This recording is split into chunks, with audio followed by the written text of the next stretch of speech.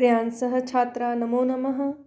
अद्य वयं प्रतिमानाटकस्य पञ्चमो अङ्कः इत्यस्य कथासारः पठिष्यामः। आगच्छतु, अवधानेन शृणोतु। रामः चिन्तितः अस्ति यत् अरण्ये तातस्य दशरथस्य संवत्सरश्राद्धविधिपूर्वकं कथं भविष्यति। राम चिंतित है कि अरण्य जंगल में वन में वे वनवास चले गए थे, तो वनवास में अरण्य में तात दशरथ के पिता दशरथ का जो है श्राद्ध विधि पूर्वक कथम भविष्यति कैसे होगा। तदा एव परिव्राजकरूप रावणः तत्र आगच्छति। तब ही परिव्राजक के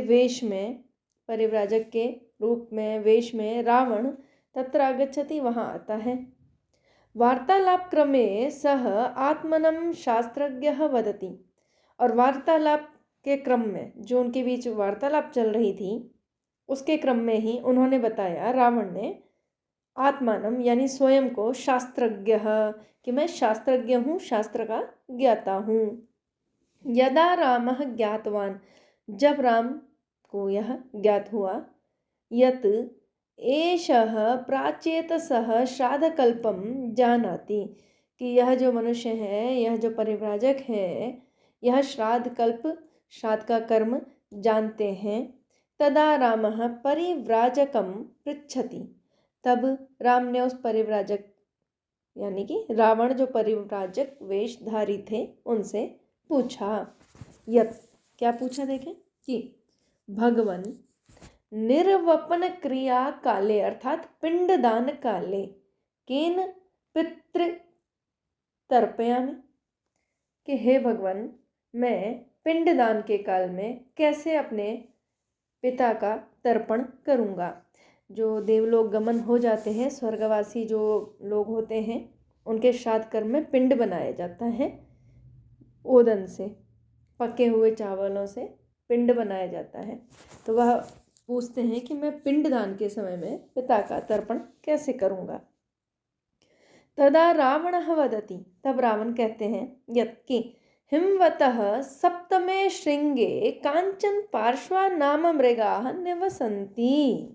तब रावण कहते हैं कि हिमवतः सप्तमे श्रृंगे कांचन पार्श्वा नाम मृगा निवसन्ति, अर्थात हिमालय की सप्तमे श्रृंगे, 7वीं चोटी पर कोई जो है कांचन पार्श्व नाम का मृग रहा करता है। ऐसा माना जाता है कि हिमालय की जो 7वीं चोटी पर महादेव के मस्तक से गिरने वाली गंगा का जल पीने वाले वैदुर्य मणि की तरह श्याम पृष्ठ और पवन की तरह शीघ्रगामी कांचन पार्श्व नाम के मृग जो है वह रहा करते हैं। तो यही चीज़ रावण ने उन्हें बताई।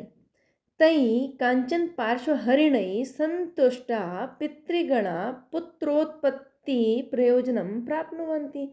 और उन्हीं कांचन पार्श्व जो हिरण है, मृग है, उनसे ही जो पितृगण है हमारे, वो संतुष्ट होते हैं और पुत्र उत्पत्ति का जो प्रयोजन है उसको प्राप्त करते हैं। पितृऋण से उऋण होना पुत्र उत्पत्ति का सबसे बड़ा कारण माना जाता है कि लोग पुत्र क्यों वांछित है, लोगों को पुत्र क्यों चाहिए, पुत्र की ही वांछना क्यों होती है, पितृऋण से मुक्त होने के लिए होती है। तो यही चीज़ इन्होंने कही कि कांचन पार्श्व हरिणे संतुष्टा पितृगणा पुत्रोत्पत्ति प्रयोजनम प्राप्नुवन्ति, कि जो है कांचन पार्श्व नामक जो मृग है, उससे ही पुत्र उत्पत्ति का प्रयोजन पितृगण जो है उसे सफलता को प्राप्त करते हैं। तदा रामः तान् मृगान् आनेतुं हिमालयन् गन्तुं सिद्धः भवति। तब ऐसा सुन करके जो राम है वे तान मृगान, उन मृगों को, कौन से मृग, कांचन पार्श्व जो मृग हैं जो हिमालय के 7वीं चोटी पर मिलेंगे, उनको लाने के लिए, आने तुम लाने के लिए, हिमालय जाने के लिए सिद्धा भवति, तैयार होते हैं, उद्धत होते हैं।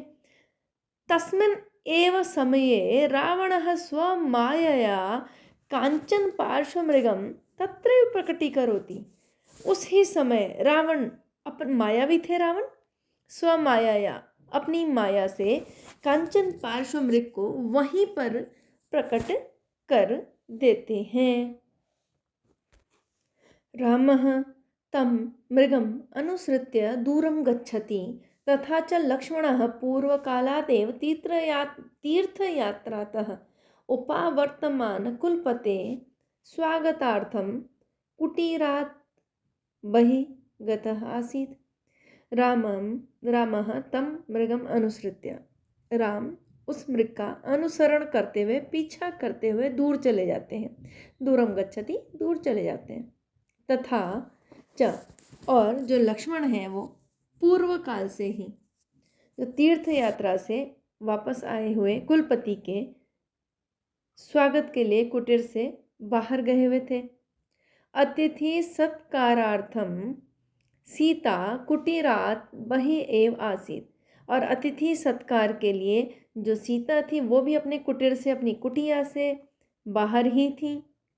छद्म रूपक धारक रावणः, छद्म रूप धारी रावण, जिसे आप बहरूपिया कह लें, रूप अलग अलग रूप धारण करना, तो उन्होंने छद्म रूप, जो वो थे नहीं वैसा रूप धारण करके रावण सीता को स्वकीयम वास्तविकम परिचयम ददाति, अपना वास्तविक परिचय देते हैं। तथा च भयम उत्पाद्य, और उनको भय उत्पादन करके, सीता में डर उत्पादन करके, बलात् तस्याः अपहरणम करोति, बलपूर्वक उनका अपहरण भी कर लेते हैं। अपहृतायाः सीतायाः करुणक्रंदनम श्रुत्वा जटायुः सीतायाः रक्षां कर्तुम आगच्छति, और अपहरण की हुई सीता का करुण क्रंदन सुन करके जटायु, गिद्धराज जो जटायु थे, वे सीता की रक्षा के लिए आते हैं। तो पंचम अंक के कथासार में यही है कि राम के जो पिता थे दशरथ, वो स्वर्गलोक गमन हो गया था उनका, और राम चिंतित थे कि मैं उनका संस्कार कैसे करूँगा। तभी रावण जो है वो सन्यासी परिव्राजक अर्थात सन्यासी रूप में वहाँ पहुँच जाते हैं और बताते हैं मैं शास्त्रज्ञ हूँ। और जब राम यह जानते हैं कि वो श्राद्ध कर्म भी जानते हैं, तो वह कारण पूछते हैं कि किस तरह से मैं पिंडदान जो है वो कैसे, उस समय अपने पिता का तर्पण कैसे करूँ, तर्पण अनिवार्य होता है। तो राम ने बताया उन्हें कांचन पार्श्वमृग जो है वो सातवां, जो हिमालय का सातवां श्रृंग है, चोटी है, वहाँ मिलेंगे, तो उन्हें ले आओ। इससे क्या होता है कि जो पितृ हैं वो सीधे स्वर्गलोक को गमन करते हैं। और अपनी माया से रावण ने उसी समय एक कांचन पार्श्वमृग वहाँ प्रकट कर दिया। राम ने जब उन्हें देखा तो उस मृग के पीछे पीछे दौड़ने लगे, और मृग उन्हें वहाँ से बहुत दूर ले गया। और लक्ष्मण भी उस समय जो है बाहर उन्हें जाना पड़ गया था, तीर्थ काल से जो है उनके कुलपति आए थे तो उनके स्वागत के लिए। और अतिथि सत्कार, यानी जो रावण ने सन्यासी का रूप धरा हुआ था, उनके स्वागत के लिए सीता भी कुटिया से बाहर थी। तो छद्म रूप धारक जो रावण थे, उन्होंने सीता को अपना वास्तविक परिचय दिया कि मैं दशानन हूँ, रावण हूँ, और उनको डर उत्पन्न करवाया, उनका अपहरण करके चले गए। जब सीता अपहरण के बाद क्रंदन कर रही थी, रो रही थी, उस रोती हुई आवाज़ को सुना तो गिद्धराज जटायु ने सीता की रक्षा के लिए आगे आने का प्रयास किया। तो यह पंचम अंक का कथासार है। धन्यवाद।